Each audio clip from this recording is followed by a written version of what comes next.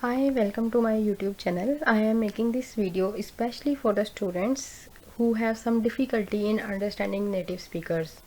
Like they are unable to understand their teachers and they don't know how to study and how to start work like their during their course module.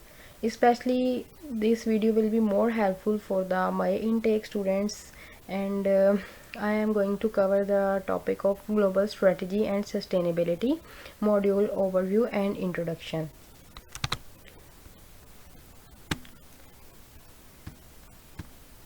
Once you open your hub account, this page will appear in front of you.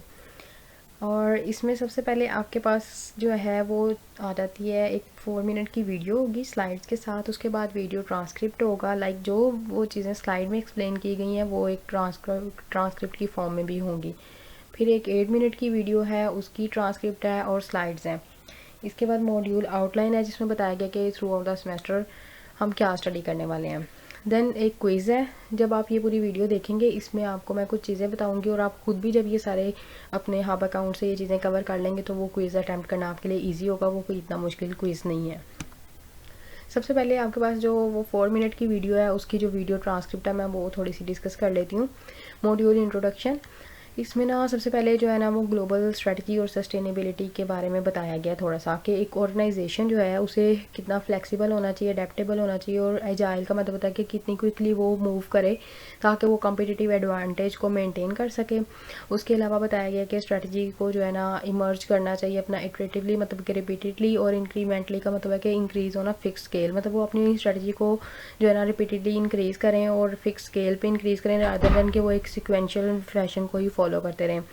उसके बाद जो strategy formulation और implementation है वो एक complex process होता है, मतलब इसमें पॉलिटिक्स भी आ जाते हैं, कल्चर को भी देखना है, लीडरशिप को, मैनेजमेंट स्टाइल्स को। तो ये सारे जो फैक्टर्स होते हैं ना डिटरमाइन करते हैं और कॉन्स्टेंट करते हैं कि स्ट्रेटेजिक डिसीजंस किस तरह से लेने हैं और क्या स्ट्रेटेजिक डायरेक्शन होनी चाहिए ऑर्गेनाइजेशन की। इस मॉड्यूल में हमने सस्टेनेबिलिटी पढ़ना है, मैनेजेरियल एथिक्स क्या होते हैं और कॉर्पोरेट सोशल रिस्पॉन्सिबिलिटी क्या होती है। जो कॉर्पोरेट सोशल रिस्पॉन्सिबिलिटी है इसका मैं थोड़ा सा आपको बता देती हूँ क्योंकि क्विज में इसके बारे में पूछा गया है। ये CSR इसका जो है वो शॉर्ट फॉर्म है, ठीक है, और कॉर्पोरेट सोशल रिस्पॉन्सिबिलिटी इसका फुल फॉर्म है। उसके अलावा जो है इसकी मतलब ये होता है कि कोई भी जो ऑर्गेनाइजेशन है ना वो मतलब उसकी इस तरह की जो है सेल्फ रेगुलेटरिंग बिजनेस मॉडल होता है ये। लाइक जो वो ऑर्गेनाइजेशन है या कंपनी है वो अकाउंटेबल होती है इटसेल्फ अपने लिए भी और अपने शेयर होल्डर्स को भी और स्टेक होल्डर्स को भी। मतलब वो कंपनी जो है वो इस तरह नहीं कि सिर्फ वो अपने जो उसका दिल चाह रहा है वो कर रही है, उसने देखना है अपने आप से भी देखना है कि मैं अगर जो है अपनी सोसाइटी को तो नहीं इफेक्ट कर रही है, अपने इन्वायरमेंट को तो नहीं ख़राब कर रही है, ठीक है। तो वो इस तरह की जो है ना वे में अपने ऑपरेशंस परफॉर्म करेगी कि वो सोसाइटी के लिए बेनिफिट हो रादर देन कि वो जो है उसको नुकसान पहुंचाएं और जो है इन्वायरमेंटल पोल्यूशन है, क्लाइमेट जो है उसको डिस्टर्ब ना करें।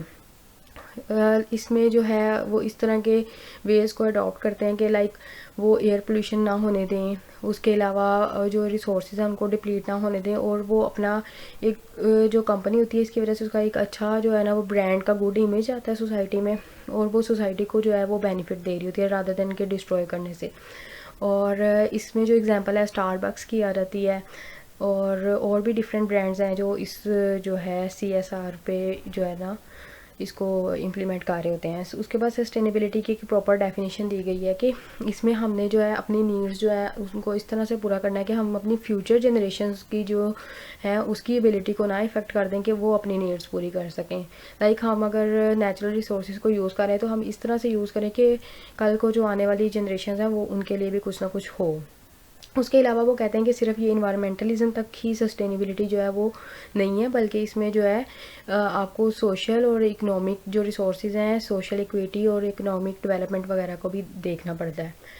उसके बाद इस सारे जो जहाँ से ये मटेरियल लिया गया उसका रेफरेंस है, अगर आप इस रेफरेंस को ओपन करेंगे तो इसमें और ज़्यादा डिटेल मिल जाएगी। उसके अलावा कहते हैं 3 की फैक्टर्स हैं सस्टेनेबिलिटी से रिलेटेड जिसमें इन्वायरमेंट है, इकोनॉमी और सोसाइटी आ जाता है, ठीक है। ये 3 फैक्टर्स हैं इसके और इसके जो 3 P's हैं उसमें प्लैनेट, पीपल और प्रॉफिट, ये भी इंपॉर्टेंट है क्विज़ के लिए, ठीक है। इसमें प्लैनेट, पीपल और प्रॉफिट आ जाते हैं। ऑर्गेनाइजेशन को जो है ना इन सारे तीनों पिलर्स के दरमियान क्या करना चाहिए, बैलेंस करके चलना चाहिए। नेक्स्ट हमारे पास आ जाता है कि इस मॉड्यूल में जब हम पढ़ेंगे तो हमने करंट स्ट्रेटजीज़ को भी पढ़ना है और जो क्लासिक स्ट्रेटेजिक थेरीज थी ना उनको भी अंडरस्टैंड करना है, ताकि हम देख सकें कि हमारी जो बिज़नेस ऑर्गेनाइजेशन है उसमें किस तरह से जो है ना वो स्ट्रैटेजी को इम्प्लीमेंट करना है और स्ट्रैटेजी प्रिपेयर करनी है। हम डिफरेंट टूल्स और टेक्निक्स देखेंगे, ठीक है, और उसमें हमने जो है वो इंटरनल और एक्सटर्नल इन्वायरमेंट्स दोनों को देखना है, ये भी इंपॉर्टेंट बात है। उसके अलावा जो हमने ना और भी देखना है कि जो रीजन्स है कम्पिटिटिव एडवांटेज का और एप्लीकेशन है स्ट्रेटेजिक टूल्स की, वो सारी चीज़ों को देखना है ताकि हम जो है ना स्ट्रेटेजिक इम्प्रूवमेंट जो है वो कवर कर सकें। ये सारी चीज़ें हम इस मॉड्यूल में पढ़ेंगे, डोंट वरी। उसके अलावा कुछ हम केस स्टडीज़ करेंगे, ठीक है, रियल लाइफ एग्जांपल को एनालाइज करेंगे, तो ये सारा बताया गया। नेक्स्ट जो हमारे पास वीडियो है वो 8 मिनट की है, उसकी स्लाइड्स भी हैं, उसकी ये ट्रांसक्रिप्ट है, उसमें भी यही कुछ बताया गया है कि आप जो है ना इसमें किस तरह से जो है आपको मॉड्यूल का स्ट्रक्चर क्या है, असेसमेंट क्या होगी, असेसमेंट को करने की टिप्स क्या हैं, ठीक है, वो बताई गई हैं।